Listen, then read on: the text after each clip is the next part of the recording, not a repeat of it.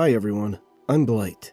Before we begin, if you enjoyed tonight's narration, don't be afraid to like and subscribe, or leave a comment down below. It would help the channel, and I would sincerely appreciate it. Now, let's get into tonight's narration. And remember, keep the lights on, folks. I have always been uneasy driving alone at night. It was worst the first few times, when I had just gotten my license, but the nagging fear has never gone away to this day. It's disorienting to look into the mirrors and see nothing, and I mean nothing, but the consuming blackness of the night. It makes me hesitant to check the mirrors should I see this dark void. Or worse, someone sitting in my back seat staring at me. In the summer of 2013, I found myself driving home alone on Highway 902 from a party. It was almost midnight, and needless to say, it was pitch black. As was usual at night, I was on edge. I had the radio off, and could hear nothing but the muffled roar of tires on pavement, and the dull hum of the engine. I stole a glance into the middle rearview mirror, and saw nothing but darkness through the back window. I know that I looked backwards and saw nothing. I'm sure of it. Just the seemingly endless blackness of the night. I remember it so clearly, because not 10 seconds later, a car passed me to the left, headlights on. I had one of those sudden adrenaline rushes, like when you think you see a person outside your bedroom window when it's just a tree, or when you start awake at night with the feeling of falling. 10 seconds earlier, nothing had been behind me. Suddenly, a car. I drove all the way home shivering and knowing something was off. The next morning, I found 2 sets of scratches near the back of my van. One was on the left rear, one was on the right. The car was pretty old. They could have been there for months, but that was the first time that I distinctly remember seeing them. In hindsight, there are 2 possibilities for what happened that night. Possibility 1, by some glitch in reality, or something paranormal, this other car had appeared behind me within 10 seconds of me checking my mirror, like some weird ghost crap or something. However, the second option is what makes my blood run cold whenever I consider it. It didn't even occur to me until months after the fact, but it makes me dread driving alone at night even more. Possibility 2. The car was normal. It had approached me from the rear and passed me to my left. However, something large and wide and as black as the night had been clinging to the rear of my car, obscuring my view through the window and leaving deep scratches on the sides. And I had inadvertently driven it home with me.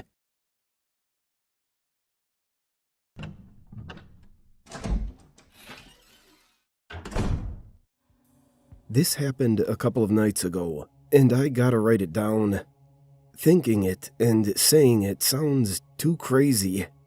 I've been with CMPD long enough to know the worst calls always start the same way. Can you check out a noise complaint? Sounds like a baby crying. That came over dispatch just after 2 a.m. I'm a dad, so of course I'm going to make sure everything's okay. Area was West Charlotte, just past Mount Holly Road. Old woods, near a defunct substation Duke Energy fenced off years ago. I knew the area. Dense, overgrown. Not the kind of place you walk a stroller. It is where a lot of people camp if they don't have homes. So my brain made the call that some poor mama was out there with her baby. I was wrong. Caller didn't have a name, just said the sound came from deep in the trees. Some drunk guy on his boat, probably out trying to catch some blue cats, heard spooky sounds in the woods. Been there, done that, got the t-shirt. I went alone. Protocol said I should wait for backup, but I didn't think much of it. Probably a fox. They make noises that'll raise the hairs on your neck. That, or someone dumped a cat in the brush. Or, at worst, it's a damn bobcat. Reason I know this is I've had my run-ins with them in the Lake Norman side of Charlotte quite a few times. They are mean as hell, but trick you by sounding like a baby. I parked on the shoulder and walked about 15 minutes into the woods. No trails, just soft earth and low branches clawing at my vest. The deeper I went, the colder it got. The kind of cold that doesn't belong in Carolina in April, but it's there anyway because the weather can't make up its damn mind. Then I heard it. Soft, weak, definitely a baby. A newborn? That's what I thought. It sounded like my baby girl, like the day she came home from the hospital. I froze. It was coming from ahead, somewhere beyond the next ridge. But it wasn't right. The cry looped. Same pitch, same rhythm, almost mechanical, like it had been recorded. I unholstered my flashlight and moved slow. That's when I saw the eyes, dozens of them, reflecting back in the dark. They stepped out together, silent, coordinated. A herd of white deer, albino, every single one, bright as bone, antlers like coral, eyes red. There had to be 20 of them, just standing in the trees, blocking my path. They didn't run, didn't twitch, just stared. Their bodies looked off, like they were stitched together wrong, too tall, joints too low. One of them had legs that bent the wrong way entirely, and in the center of them stood one without antlers, smaller, female maybe. She opened her mouth in a way I've never seen a deer open its mouth, and from it came the baby's cry.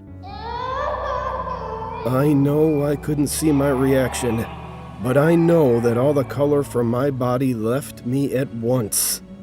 I felt hot. I should have run. I didn't.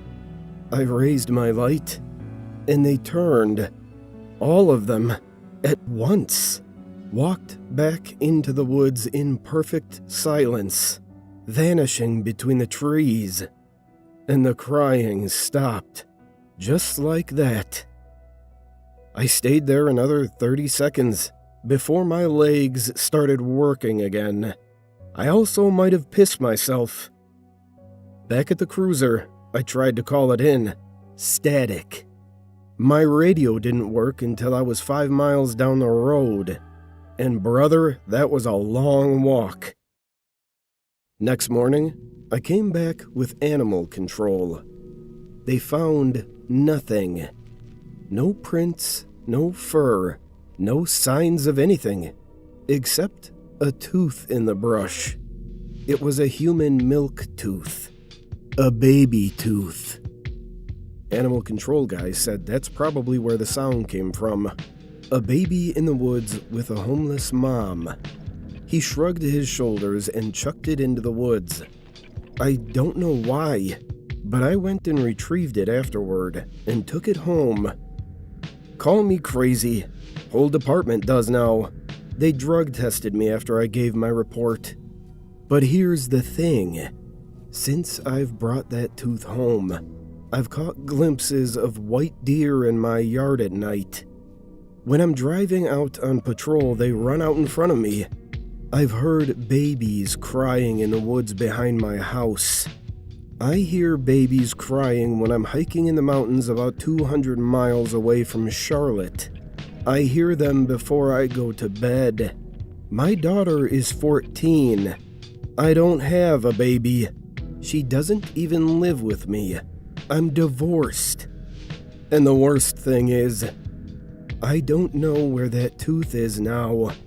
And the reason I'm writing this is because as I sit here in my home, I'm watching my security cameras. There's a white deer in my yard. And now it's screaming and yelling and cursing. But it's not a baby's voice anymore. It's mine.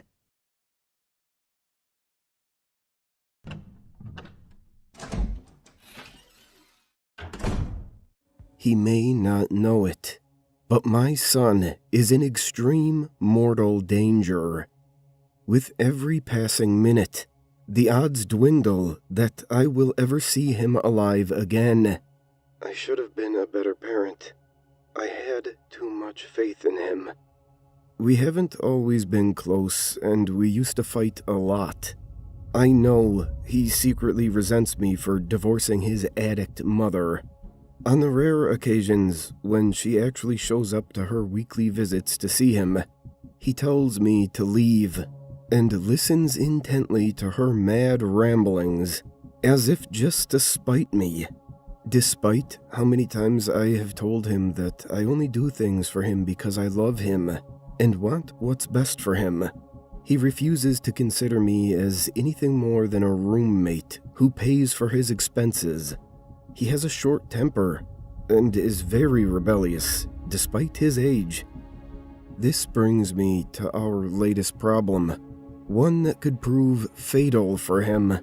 You probably all know about time control by now, but for those of you who have not kept up to date with current events, I will describe the recent past through my point of view. As you may remember, it was just 1 year ago when the research company Hastel announced its revolutionary breakthrough of time manipulation. I remember laughing at the headline, thinking that it was some ridiculous hoax that some unfortunate news reporter had happened to fall for. But as I saw the footage of the world's first traveler in action, I realized that the world would never be the same again. At that point, time machines were too large for practical use. A machine larger than a house was needed to slow down time for a small lab mouse for less than 5 minutes. Still, the world watched in awe as the mouse moved at supersonic speeds through a series of mazes. Though many had initially believed that the creature had gained some sort of supernatural ability, the scientists in charge of the public experiment promptly explained that the mouse was not actually moving faster than normal, but that, because of the machine towering above it, time had become slower within the maze. What had seemed like minutes to us was actually almost an hour to the mouse. Scientific communities from across the globe celebrated the historic breakthrough, but Hastel was preparing for a more lucrative future. Despite the limitations of the early models, I suspected from the start that it would not be long before Hastel had developed a sleeker and more marketable version of the device for public use. 2 months after the initial breakthrough, commercials bombarded the world about the new Time Pack, the machine that had once filled several linking research rooms and weighed almost a ton, could now fit into a large backpack that almost anyone could carry. Instead of minutes, people could freeze the world around them for hours at a time. Despite a price tag so high that only the most wealthy people could afford one, the Time Pack was a huge commercial success. People began completing projects in hours that would typically take days to finish.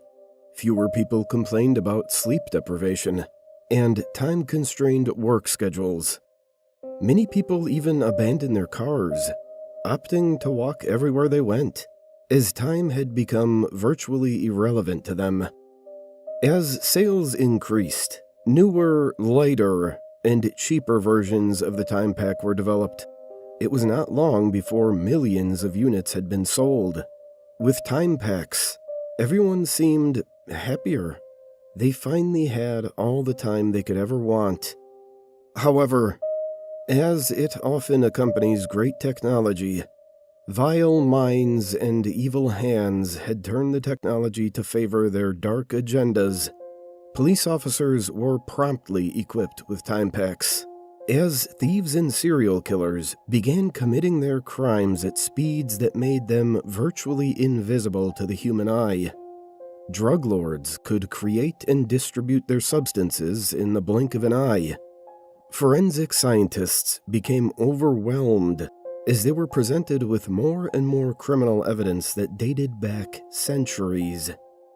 As things got worse, Hastel realized the dangerous power of its devices and began requiring licenses and background checks from its customers.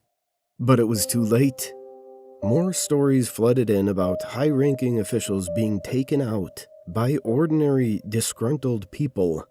There are even rumors that, in less developed countries, people are forced to use their Time Packs to contribute an entire lifetime's worth of work in a matter of days, leaving entire villages destitute, save for an incredible number of elderly people.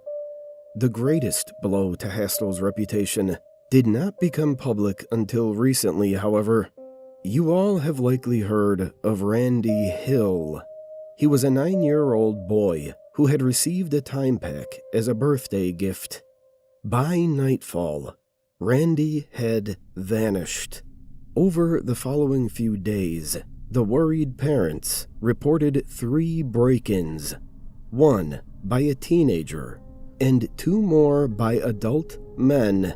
By the 3rd day, Randy's body was found lying on his bed in advanced stages of decomposition. Forensic evidence suggested that not only was the body over 100 years old, but that young Randy had died from old age. He had lived his entire life in just 3 days. His body would have been nothing but dust if the batteries in his Time Pack didn't run dry. But you all have likely already heard most of those stories. What you didn't know is that just last week, my son got a Time Pack of his own.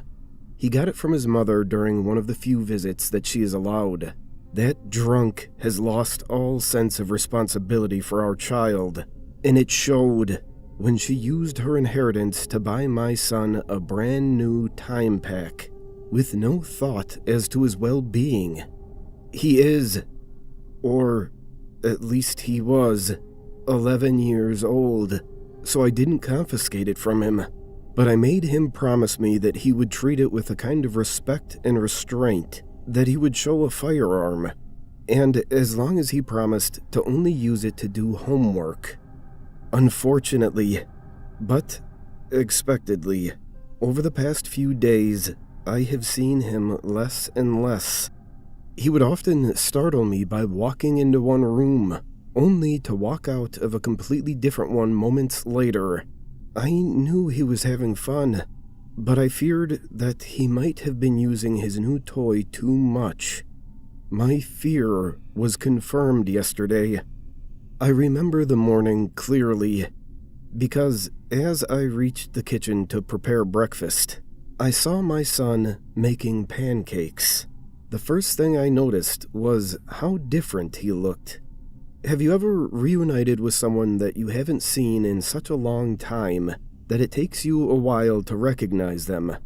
That is how I felt when I saw him. He still looked like a kid, but just a little older. I also realized I had never taught him how to make pancakes. I sat down and talked to him about what he had been up to the night before. Straining to remember, he recounted that when he had gone to bed, he forgot to turn off his time pack. When he woke up, fully rested, he realized that it was still night, and that only a few seconds had gone by. He was not tired anymore, and figured that he would spend the rest of the night reading his books.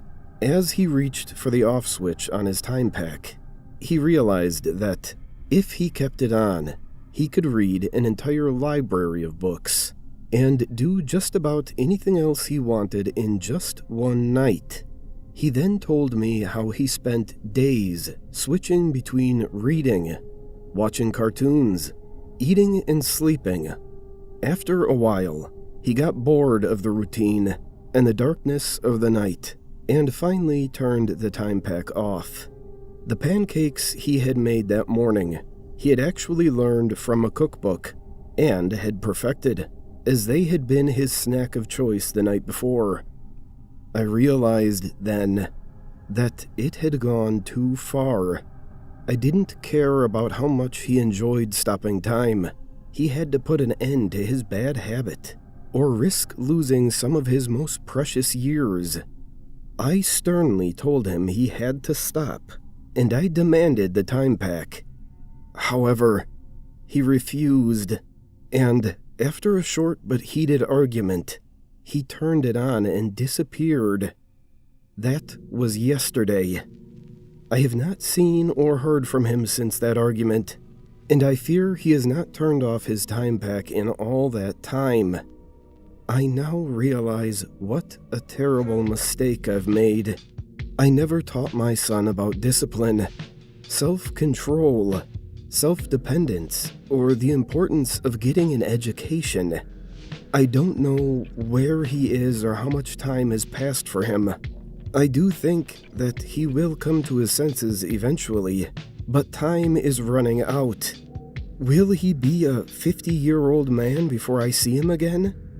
I can't believe I am saying this, but I wish that he had just decided to run away months ago, before he ever got this time pack. At least then, he would have his whole life ahead of him. If there is anything you know that can help, please let me know. I read online about a rehab program for people who are addicted to time control, but I think it's too late for that. Call me as soon as possible with any ideas.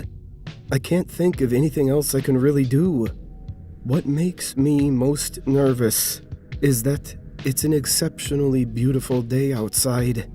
I can imagine someone spending all of eternity out there.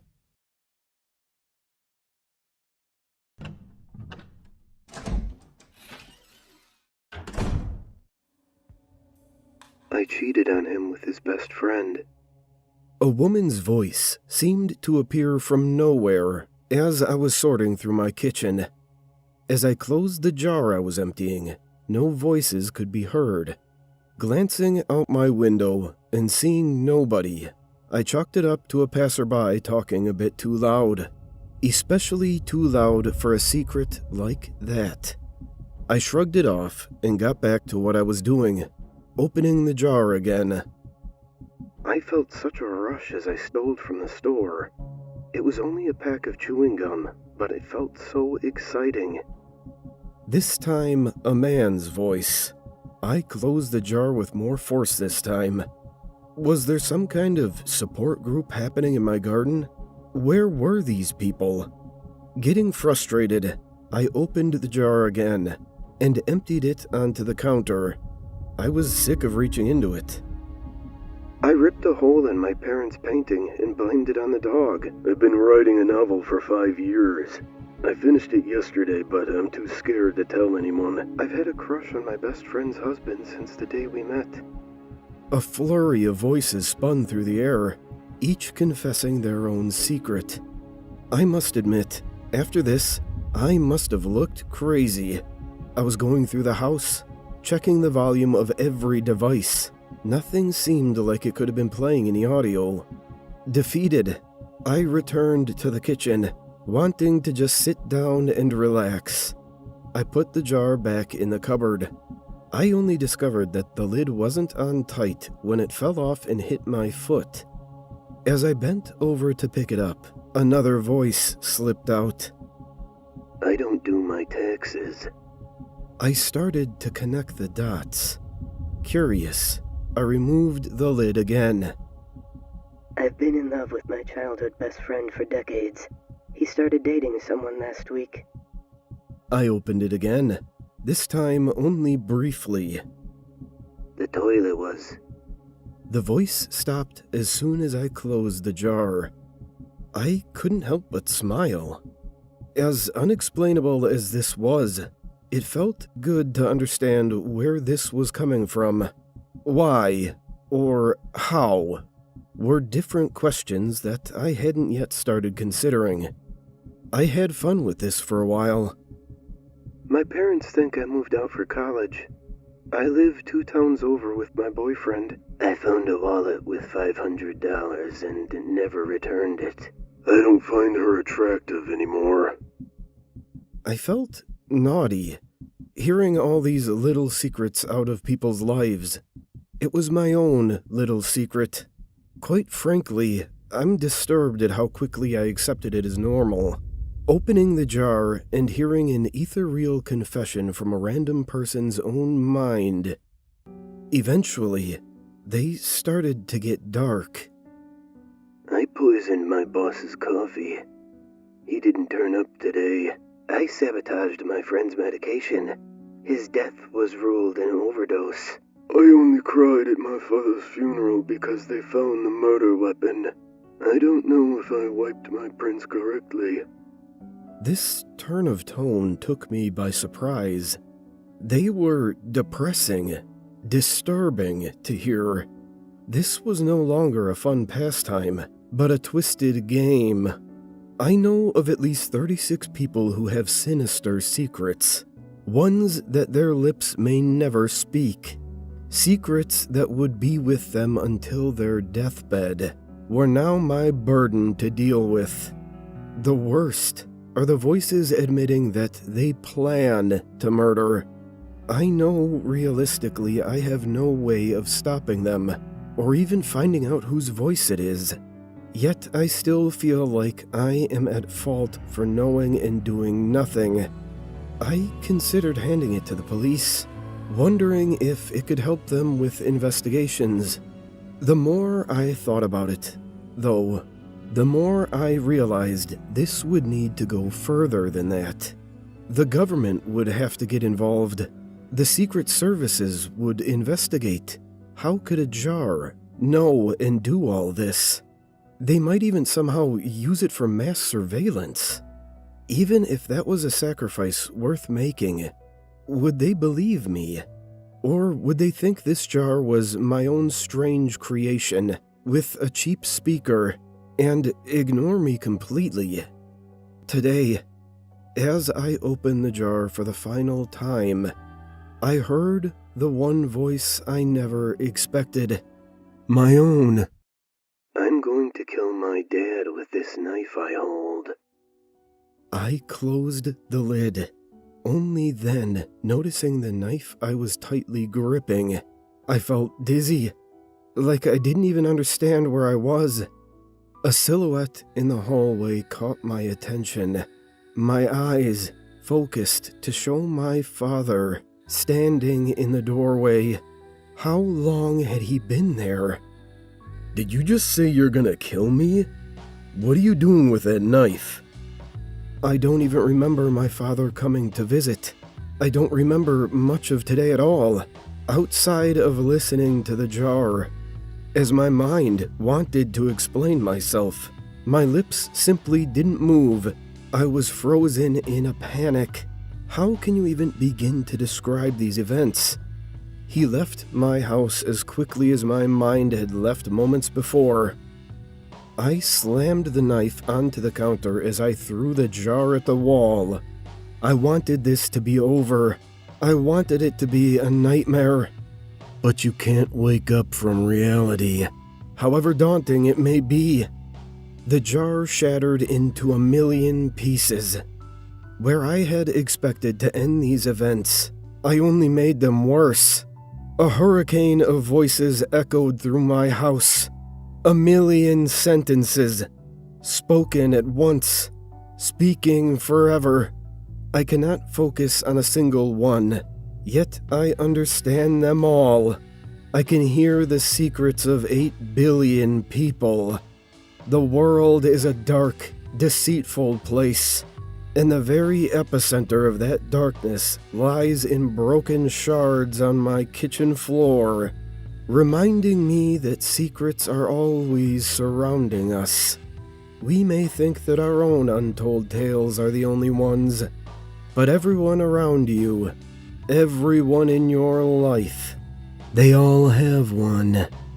Some might say the secrets cling to you and never let go.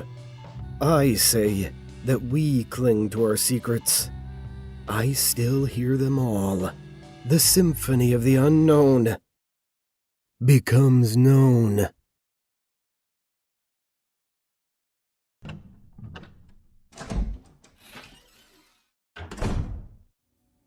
Everything behind your short-term memory is a lie.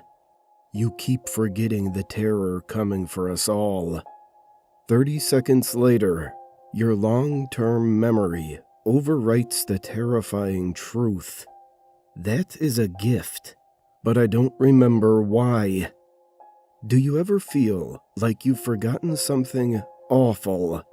Awful enough to leave only a terrible itch and a terrible fib in the erased cavity left behind. The forgetting may be a biological defense mechanism designed to protect the human mind from slipping into insanity when faced with a nightmare beyond mortal comprehension. The forgetting may, and this is a far more haunting possibility, be a paranormal occurrence that I have yet to uncover, or that I simply don't remember uncovering. I think every last person has, at one point or another, experienced this thing which wants to be forgotten. Maybe we'll all see it, film it, write about it, but half a minute later, we forgot the truth of those images and texts. When you reflect on hearing this, for instance, you'll remember only that you've forgotten something. Even now, I'm recording only what I do remember, that there exists a thing to be forgotten by all. Whatever horror occurred in my bedroom, maybe 5 or 6 minutes ago, has been replaced by a memory of me sitting in the lounge and watching television. Yet, I still feel a residual pang of fear. From here onwards, I will jot down my thoughts during each encounter with this forgettable terror before my 30 seconds run out. Then, try my best to make sense of the writings later. Something watches. No head. No body. Gray dots. Must be eyes, which is horrifying. But anything else would be worse. Any greater existential horror, like eyes in the room. Only remember seconds of them watching, but maybe I've forgotten. Gray dots move, disappear into the black, reappear, like blinking eyes. Gray eyes. Nothing else. No. Something I've already forgotten. Stop writing about these encounters. You don't want to know the truth about any of this. It looks and it eats. Not with teeth. With Gray light. Please. Scared. I want to forget. Forget. This is another warning to stop writing about it. Feels like a screw twisting into my temple. Saps my soul's strength. Why is this the longest 30 seconds of my life? Stop! Forgetting might seem like a mercy, but I must remember. I don't think I have much strength left for it to chew. It wants whatever remains of me. Soon, We're not meant to notice. I did, and it slashed at my eyelid. Bleeding. Terrified. Those gray dots grow. Glide to me and... I don't know how that sentence was meant to end seconds ago, but those gray eyes are gone now. Why am I still so afraid? I just forgot about this post. I'm skim-reading the notes to refresh my memory whilst recording. What haunts me is I already knew about the wound, the large laceration down my eyelid. However, I now have a long-term memory of my Labrador jumping up and unintentionally clawing me with nails at the end of its loving paw. That memory is a lie, isn't it? I just read my notes and remembered the wretched truth all over again. I'm frightened and alone and wondering how many other people across the world are stuck in a loop of fear and forgetting right now.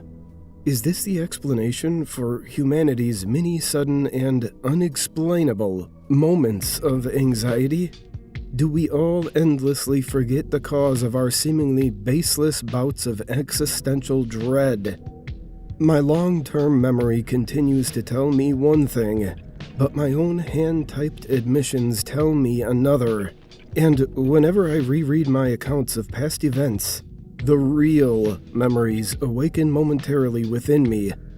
In my short-term memory, I once again recall that the source of my underlying terror is those haunting, pursuing, gray dots. 30 seconds later, the memory is overwritten with another lie. Why? For that matter, why am I even fighting the inevitability of this thing that watches and takes from me? It's all pointless, isn't it?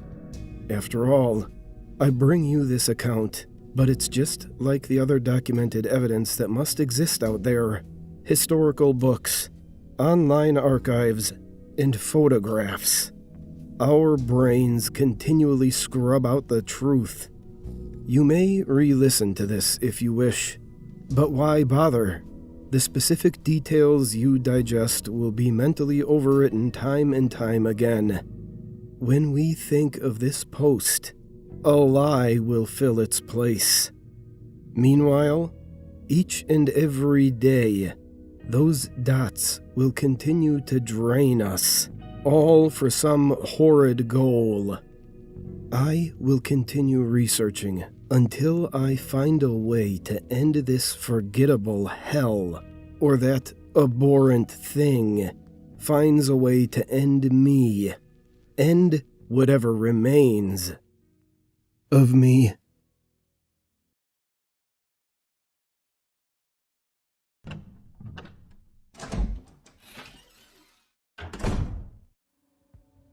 I had recently spawned a new world in single-player Minecraft. Everything was normal at first, as I began chopping down trees and crafting a workbench. I noticed something move amongst the dense fog. I have a very slow computer, so I have to play with a tiny render distance. I thought it was a cow, so I pursued it, hoping to grab some hides for armor. It wasn't a cow, though. Looking back at me was another character with the default skin, but his eyes were empty. I saw no name pop up, and I double-checked to make sure I wasn't in multiplayer mode. He didn't stay long. He looked at me and quickly ran into the fog. I pursued out of curiosity, but he was gone. I continued on with the game, not sure what to think. As I expanded the world, I saw things that seemed out of place for the random map generator to make.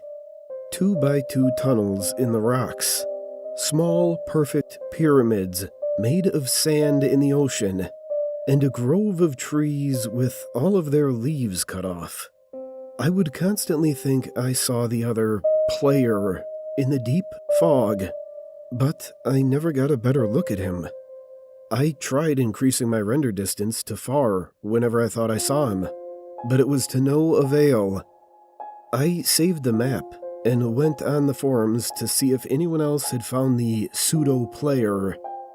There were none. I created my own topic, telling of the man and asking if anyone had a similar experience. The post was deleted within 5 minutes. I tried again, and the topic was deleted even faster. I received a PM from username Herobrine, containing one word: Stop. When I went to look at Herobrine's profile, the page 404'd, I received an email from another forum user. He claimed the mods can read the forum user messages, so we were safer using email. The emailer claimed that he had seen the mystery player too, and had a small directory of other users who had seen him as well. Their worlds were littered with obviously man-made features as well, and described their mystery player to have no pupils. About a month passed until I heard from my informant again. Some of the people who had encountered the mystery man had looked into the name Herobrine and found that name to be frequently used by a Swedish gamer. After some further information gathering, it was revealed to be the brother of Notch, the game's developer. I personally emailed Notch and asked him if he had a brother. It took him a while, but he emailed me back a very short message. I did, but he is no longer with us. Notch. I haven't seen the mystery man since our first encounter, and I haven't noticed any changes to the world other than my own. I was able to press print screen when I first saw him. Here's the only evidence of his existence.